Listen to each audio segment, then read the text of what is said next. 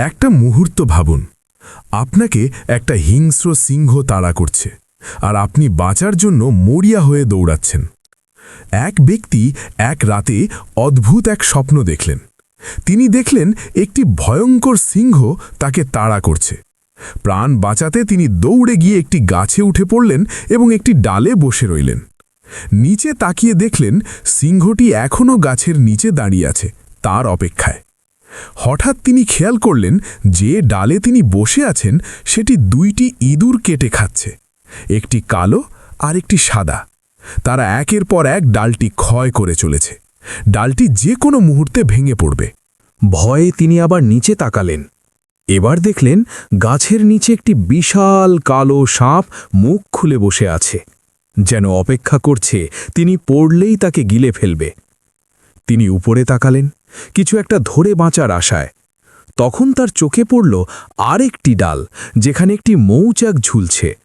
সেখান থেকে ফোঁটা ফোঁটা মধু ঝরছে। মৃত্যু ভয়ে কাঁপতে কাঁপতেই তিনি সেই মধুর একটি ফোঁটা স্বাদ নিতে চাইলেন।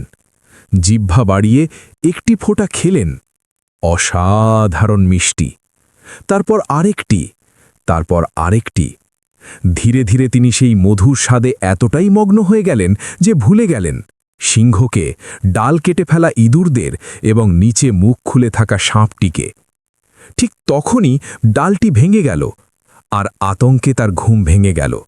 এই অদ্ভুত স্বপ্নের অর্থ জানতে তিনি এক পুণ্যবান আলেমের কাছে গেলেন। আলেম বললেন, সিংহটি হচ্ছে তোমার মৃত্যু, যা সবসময় তোমাকে তাড়া করছে। কালো ও সাদা ইঁদুর হল রাত ও দিন, যারা পালা করে তোমার সময়কে শেষ করে দিচ্ছে। নিচের সাপটি হল তোমার কবর, যেখানে তুমি একদিন পড়বে। আর সেই মৌচাক ও মধু হল এই দুনিয়ার সুখভোগ ও বিলাসিতা। আমরা একটু স্বাদ নিই, ভালো লাগে, তারপর আরও চাই, তারপর আরও।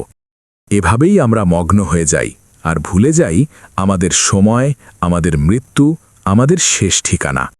আপনি কি কখনো এমন কোনো স্বপ্ন দেখেছেন যার গভীর অর্থ আছে? সোবার গল্পতে আপনার স্বপ্নের গল্পটি শেয়ার করুন।